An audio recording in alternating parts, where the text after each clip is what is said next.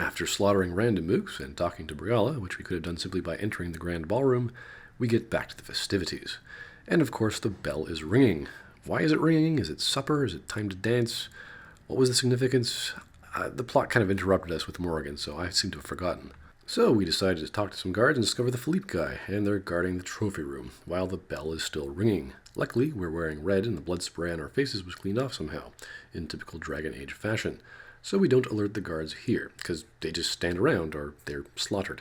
Yep, wouldn't want to spoil the masked party with blood all over ourselves. Appearances certainly matter here, with our climbing castle walls for everyone to notice. So we enter the trophy room and find some subplot secret thing, I guess, and discover Philippe is working for Gaspard. I guess he's a captain if he has his own room. Oh, okay, thanks. That's nice to know. So he's supposed to go to the western wing and get liquored up on Gaspard's order. Not to take chances, okay? On what? This isn't go kill someone. This is don't take chances, do some shots, go over there. If anyone knows what this means, please tell me. We then discover a neat little animation glitch.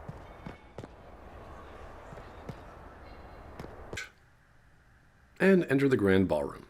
And meet Florian du Chalon. I believe tonight you and I are both concerned by the actions of a certain person. Come, dance with me. Spies will not hear us on the dance floor. Cool, that makes sense. You're at a masked ball, you're gonna dance. Time to keep up appearances. And where no one can hear you on the dance floor, in plain sight. This is how most of the evening should have been, or at least have several dances, and you could have, like, I don't know, Cassandra, or another female companion dancing with some male nobility. Have them influence them in some sort of way. But hey, this is good. You are from the Free Marches, are you not? How much do you know about our little war? Well, next to nothing. Now, this is good, but a little too late. Here we are, a military leader who knows next to nothing about a civil war we're trying to get involved in. Also, we can fight a greater evil by preventing the death of one of the faction's leaders. This is finally some degree of politicking. But who is the Grand Duchess of Leeds again? I assure you, the effects of this war reach far beyond the borders of the Orlesian Empire. Okay, wait a second. If no one could hear us on the dance floor, how are we gaining or losing court approval? Is it our dance steps? Perhaps it does. I should not be surprised to find the Empire is the center of everyone's world. The security of the Empire is at stake. Neither one of us wishes to see it fall. I think I can agree with that, yes. Then you have lifted a terrible burden from my heart, Inquisitor. The world is filled with doubt and uncertainty. Okay, wait. I agreed with helping the Empire and I lost court approval? Because I was too blunt? What?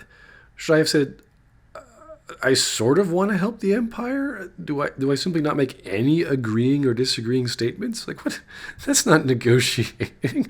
That's being completely undecided or unopinionated. I may as well not even be here. Which is the exact opposite attitude one should have when in a negotiation. Fear rules more hearts than any empire. I know you arrived here as a guest of my brother Gaspard, and have been everywhere in the palace. Now, this seems like a very complicated and choreographed dance. Like, how the devil did we learn how to do this? And when we've barely had a pep talk from our Elysian-versed party members. I mean, you'd think dancing would have been one of those things that we had to prepare for seriously before we came here so that the court wouldn't look at us as barbarians. But we're a natural.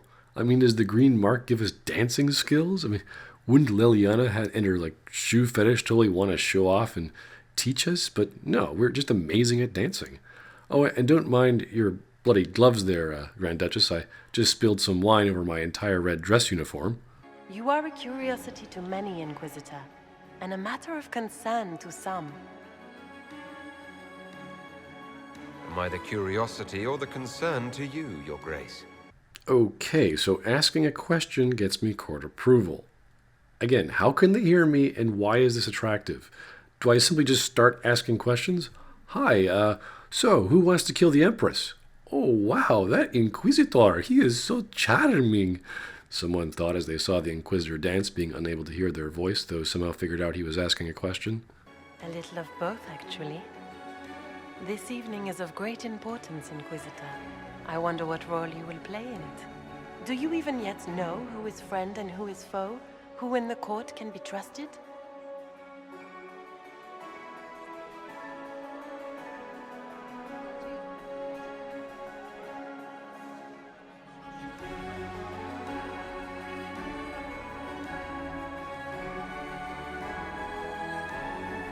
An excellent question. I might ask the same of you, Your Grace.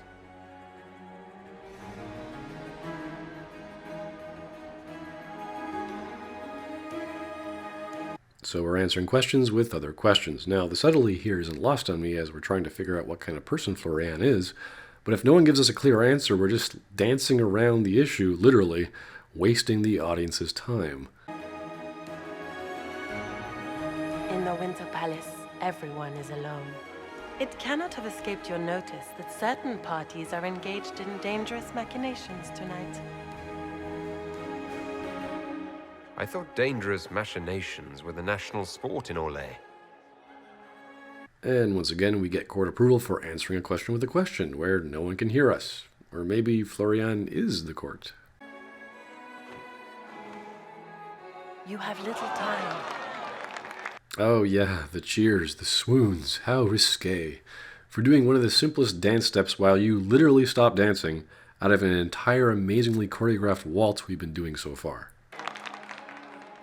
The attack will come soon. You must stop Gaspard before he strikes. In the Royal Wing Garden, you will find the captain of my brother's mercenaries. He knows all Gaspard's secrets. I'm sure you can persuade him to be forthcoming. We'll see what the night has in store, won't we? You'll be the talk of the court for months. We should take you dancing more often. Yeah, how about ever? When did I ever learn how to do this? It's a relief to do something other than fight demons and horrors. You still face demons and horrors. These ones are simply better dressed. Were you dancing with Duchess Florian? More importantly, what happened in the servants' quarters?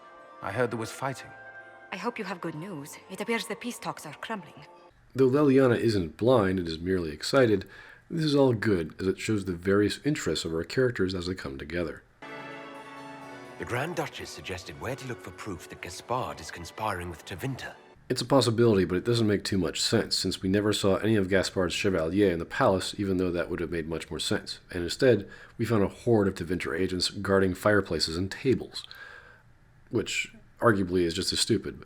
Unless he's saving his chevalier guys for later, that's possible. Warning Celine is pointless. She needs these talks to succeed, and to flee would admit defeat. Then perhaps we should let her die. While this somewhat undermines the initial premise of why we're here, and that's fine, the problem is we don't have enough info to explain why letting her die is a good thing for Orlais, and the thing to stop Corypheus. The simplest solution is simply to appease everyone, keep everyone alive and on your side, so we have all resources to go up against Corypheus, right? You have an idea, Leliana? What Corypheus wants is chaos. Even with Celine alive, that could still happen. To foil his plan, the Empire must remain strong. This evening, someone must emerge victorious. And it doesn't need to be Celine. She's right. Do you realize what you're suggesting, Leliana? Sometimes the best path is not the easiest one.